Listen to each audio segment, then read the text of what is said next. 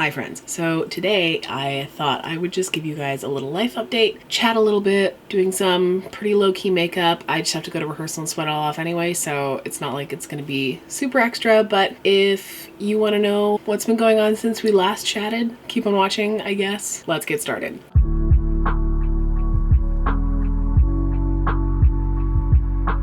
So it has been a little while since I've given you guys a life update. Already have something on my shirt, that's great. Just put it on, killing it. New hair, which is really exciting. I was lucky enough to get in with Jen at Babam Hair Salon in New Westminster. If you guys are in and around that area, if you are a nerd and also like really cool hair and also just like cool people who are super chill and nice, I would definitely hit them up. She did such a great job for someone who's never done my hair before ever. She just knew exactly what I needed. She helped me out in a tight spot when my normal stylist was off doing some film and television work for lots and lots of good cash dollars, so I'm totally fine with her gallivanting off to go make some money. But also, this girl needed a haircut. I hate when my sides grow out. I hate it. It makes me so angry, and I always feel like such a ragamuffin when I come on here and just like you can just see the scraggles. I may not sound so fresh and so clean right now. That's something we can talk about in a second, but I feel like we should start from the very beginning, which is a very good place to start. Sound of Music joke.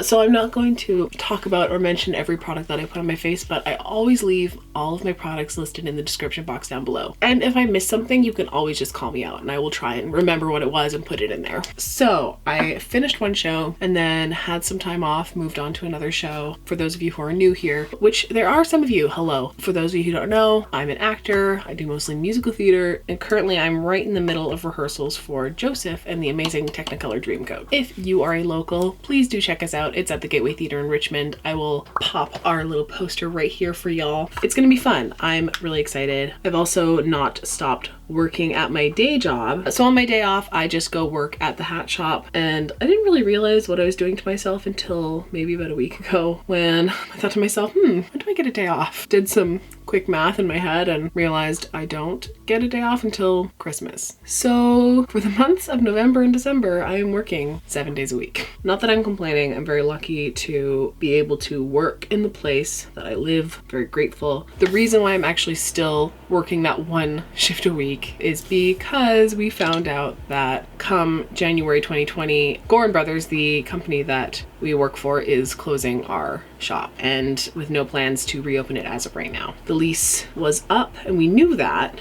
but they kind of left us hanging and kind of kept us on the hook until very recently, which kind of left us pretty blindsided. I'm personally really gutted because it's honestly been such a terrific job for people who need part-time work, who also have side hustles, who have a passion. Every single one of us who works there is some form of artist. Our boss has been so supportive and amazing. She too is a creative. She gets the mentality of it. And so she's been encouraging us to follow our dreams while at the same time employing us. We truly don't deserve her. I might seem disproportionately upset over just a part-time job, but I've made some really tight connections with these people. We've become very close and we work so well together. We always knew we were the redheaded stepchild of this Gorin family. So in short, I'm losing my job in January. The job that has been keeping me afloat for the last 2 years while I navigate this career in the arts. The other tragedy is that I'm actually not going to be around for the final days because Andrew and me, before knowing all of this, booked all of our vacation time right smack dab in the middle of January. So I'm not even going to be in town for the closing. I think that's the most heartbreaking of all. I have severe FOMO. I'm crestfallen to know that I don't get to be there for the bitter end. I've been seeing a lot of Scott Barnes lately on the YouTubes. I just recently subscribed to Jamie French. I don't know why it took me this long. She's kind of like in tight with Scott Barnes, which is kind of cool, and she uses a lot of his products. It always makes me want to do like all of my cream contouring under all my foundation and stuff. What else did I want to talk about? Let me ponder that for a moment while I put on some concealer.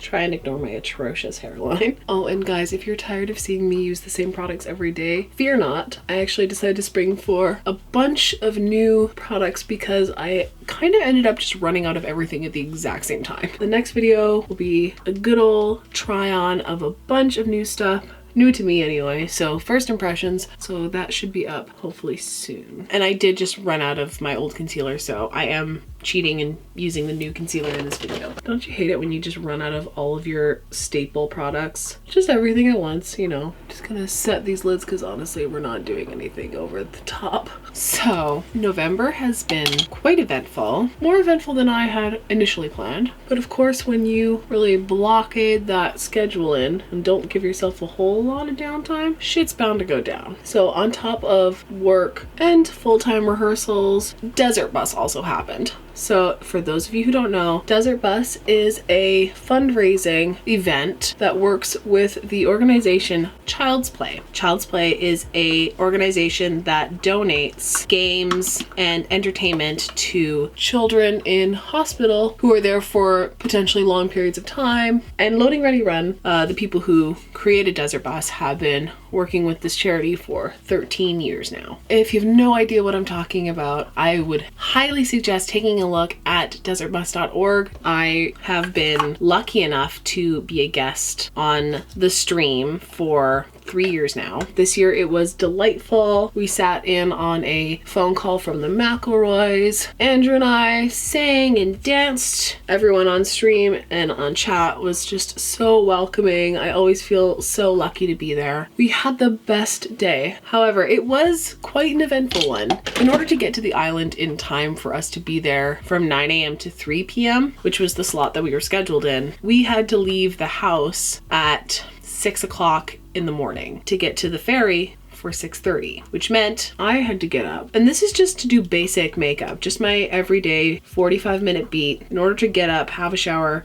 wash and blow dry my hair, I had to get my nocturnal ass up at 3:45 in the morning. Andrew and I piled into the car, boogied down to the ferry, made it in record time, got onto the ferry, no problem, made our reservation time, got to the space, no problem, had the greatest time on stream. We were like, this is an adventure, this is so much fun, and we're doing it for the kids. And we just felt like so tired but so happy all day, feeling really good. We get on the ferry, have our white spot burgers for dinner that we were looking forward to all day, and we roll up to Vancouver off the ferry. And just as we are getting off the ferry, I crash the car.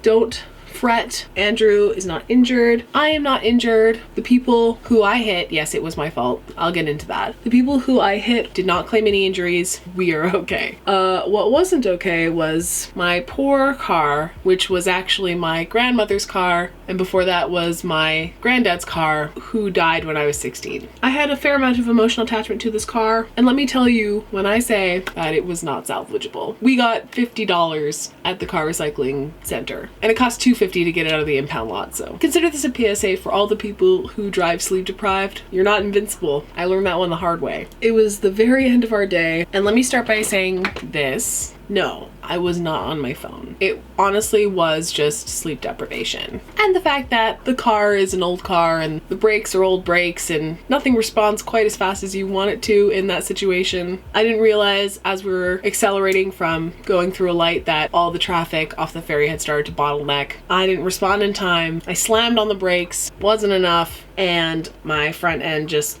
accordioned into this guy's rear bumper. And it's funny, everyone sort of experiences accidents differently. A lot of people experience time dilation where everything slows down. That didn't happen for us. It was very fast and it happened in the blink of an eye. One moment I was telling Andrew to look up the address, listening to Ona Ross and Carrie. The next second, my front end was completely in my face. That brought the day to a screeching halt. I somehow managed to get my car off the road. The guy was not pleased. He was definitely less understanding than I'd like him to be. Getting rear-ended is probably really jarring and really scary. When you're in that moment, you don't know how much damage there is to your car. I don't blame him. However, it would have been nice if he didn't come out of his car screaming what the fuck at me and coming towards me as if he was going to punch me in the face. I think once he realized I was just me, scared, yelling over and over again how sorry I was, I think he kind of backed off a little bit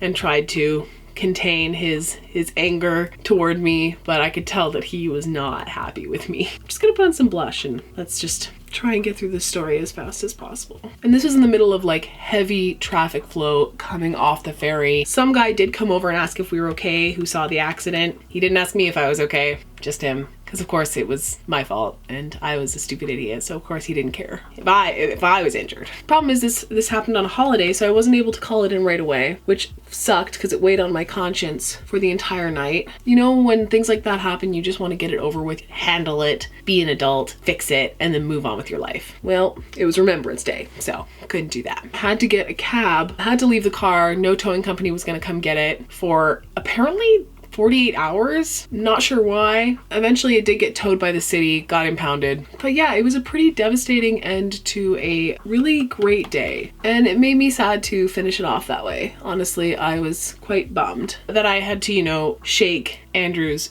trust in me as the driver of the two of us. It just felt bad that I went and kind of ruined that trust. So yeah, moral of the story is don't drive tired. Don't really know how to end this part of the story, but it's my first car accident, hopefully the last car accident. Insurance was able to cover all of his damages between the two of us. That's all really I could hope for in the situation. Obviously, since I claimed fault, I don't have collision, and so we would have to pay out of pocket for all the repairs, towing. My dear dad was the one who ended up actually going to Sawasan to get it out of the impound lot and get it towed to the recycling center. It was a write-off. The whole front end was accordioned in. It was a $3,000 car at best. We'll just be thankful no one was hurt and learn our lesson. We just don't drive sleep deprived. That's the last time I'm gonna say it. So what else has happened this month? As if that wasn't enough, to add insult to injury, as it were, going all the way back to the beginning of the month, I was experiencing a little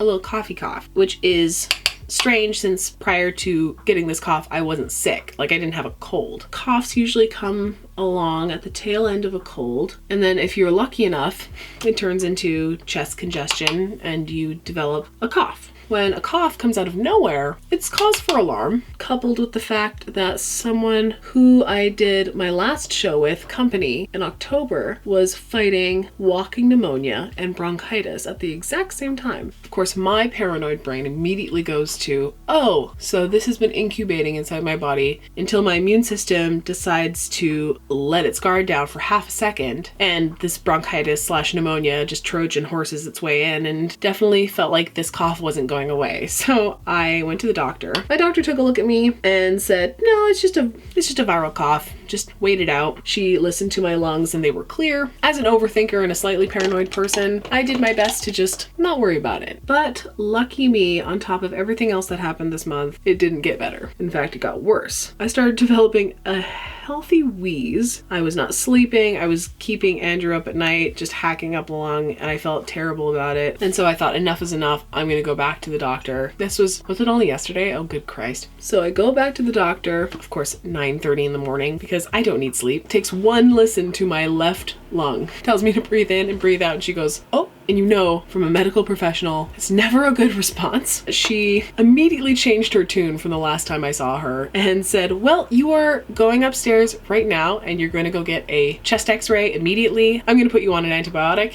and a steroid, and you have to have a follow-up with me on Friday. And I just wanted to laugh because I was like, I could have told you this last week. I don't blame her. Doctors probably get people coming in with coughs and sniffles and congestion every damn day. I asked her, because she didn't even really tell me what it was that she thought it was. I had to ask her as I was walking out. I was like, by the way, oh, do you know what it might be? And she says, probably bronchitis. And I went, cool.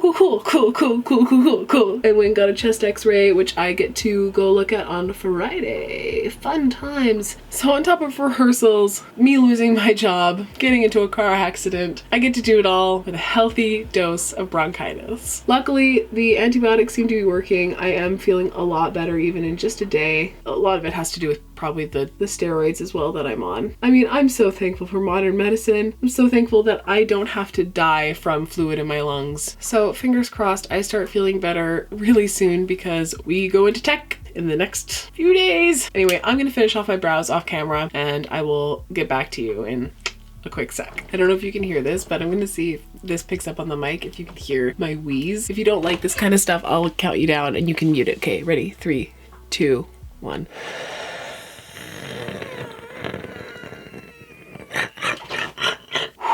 I kind of want to match my hair today, so I think I'm going to do like a little bit of eyeshadow. Just a little. But I think I'm going to dip into some Colourpop today. I'm feeling it. Let's do a little bit of Dream Street palette. I haven't tapped into this in a dog's age. Honestly, I'm just pulling a toddy and slamming some neutrals into the crease. But let's talk about my shoe. So like I said before, it's Joseph in the amazing Technicolor Dreamcoat. Yes, the one you may have saw when you were a child, when Donny Osmond was doing the national tour. So the thing about Joseph is that actually Joseph and that national tour with Donny Osmond was the first musical I ever saw. I was 8 years old. It really did change my life. Like, I'd never seen anything like that before in my entire life. I was floored by how colorful and bright and beautiful it was, and the music was just so catchy. I remember we bought the cassette tape, clock my age. I would sit in front of our stereo and listen to it over and over and over again, just trying to remember everything I could about the production. I remember being so enthralled with the story, the way the songs told a story. It's just something I'd never experienced before, and from then on I just couldn't get enough of it. I brought it to my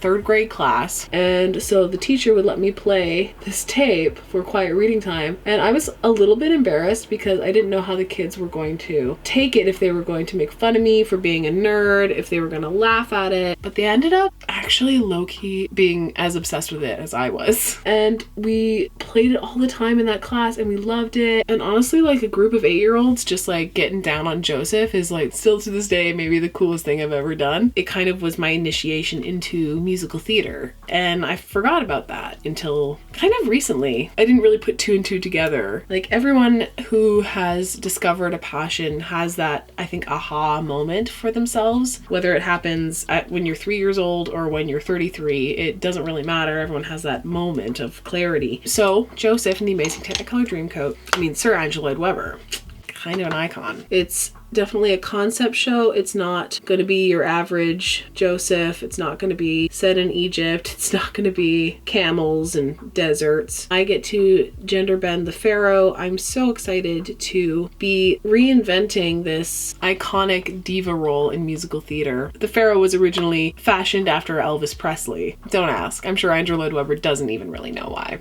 Definitely not rocking the white bell-bottom jumpsuit. And it's a family-friendly show for all ages.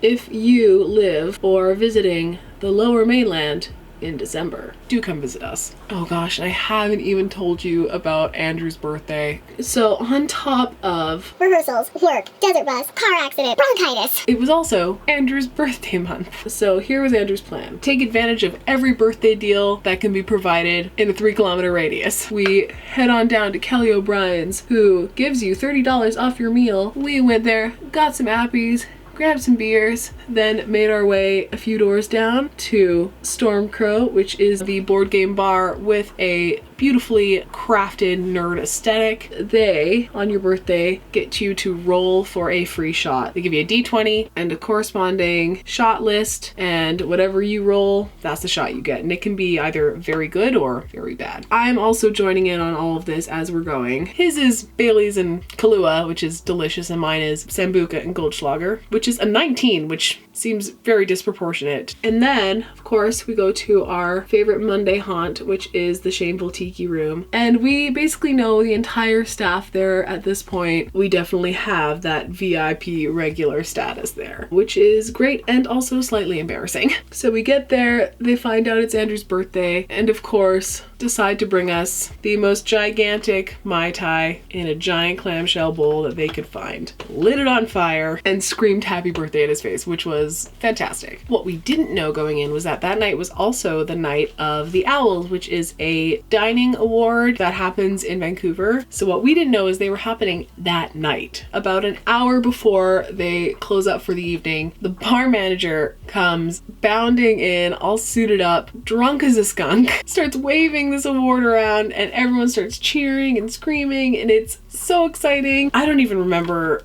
how many drinks we had in the end, but they just kept feeding him to us, so we're gonna keep drinking him, which in retrospect probably was not the smartest idea. And we stayed till the bitter end. Andrew just had the best birthday, and I'm just so happy that we were able to do that. However, I didn't realize until basically on our way home just how obliterated I was. If you're me and you're drunk, you get the spins.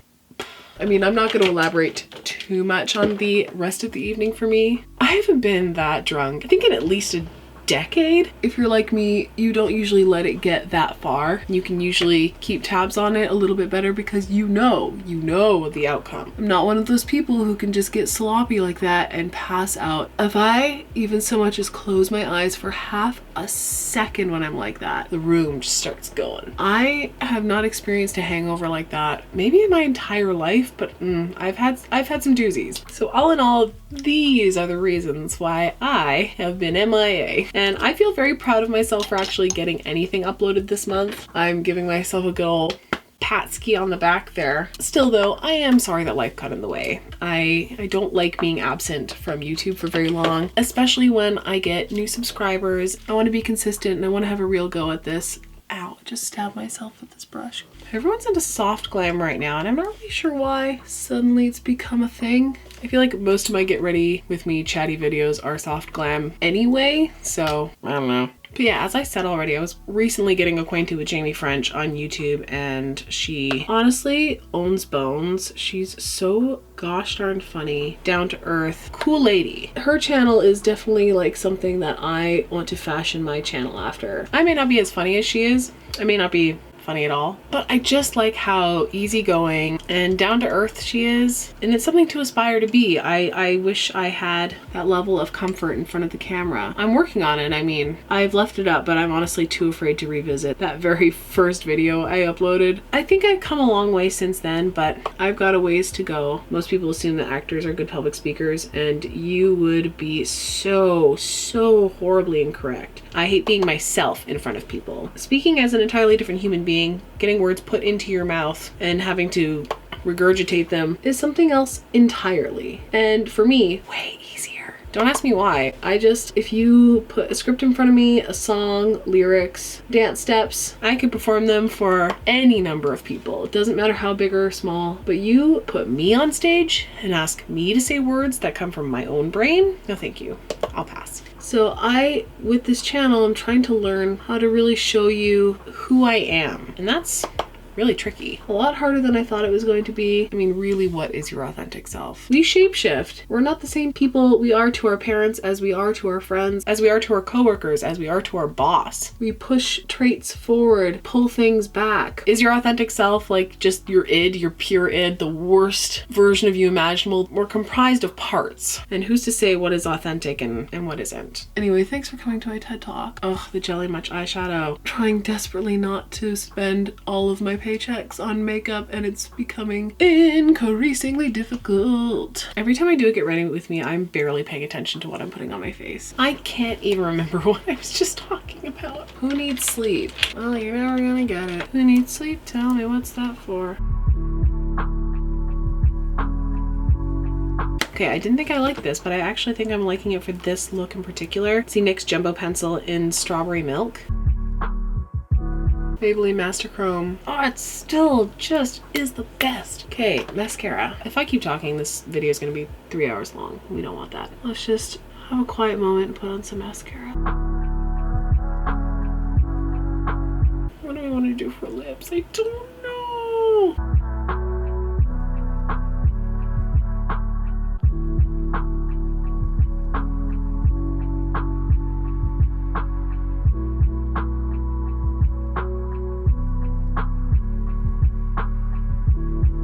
These are some chunky lashes. This is a pretty decent lash combo, just so y'all are aware. I'm gonna get right down to the real nitty gritty. All right, friends, that is the look all complete. The next video coming out will be a try on of first impressions. It's gonna be a combination of high-end and drugstore, so look forward to that. I almost have a full face of products for you guys to see, purely because I just ran out of all of my staples at the same time, so enjoy. I hope you guys enjoyed this chatty video. I know it was probably a long one. If you guys want to know how this month has been for me, now you know. In the end, everything is okay. I'm not gonna say it turned out for the best, but at least like we're here, we're surviving. Here are the many ways you can help out this channel. You could like this video, you could comment down below what you thought of the video, what you want to see next from my channel, anything at all, just comment down below. You could subscribe. We're creeping up to 1,000 folks. Let's make it happen before New Year's Eve. You could follow me on other social media. My Instagram is at Madelaide, the same way it is spelled here, and my Twitter is at madsuds, which is MADDSUDZ. And last but not least, go check out that Patreon link down below. I throw up a poll every now and then. I have some ideas for some behind the scenes stuff that will be Patreon exclusive content, so be on the lookout for that. Please be kind and be generous to everyone you meet out there in the world today, and hopefully I will see you on the next one. Bye guys.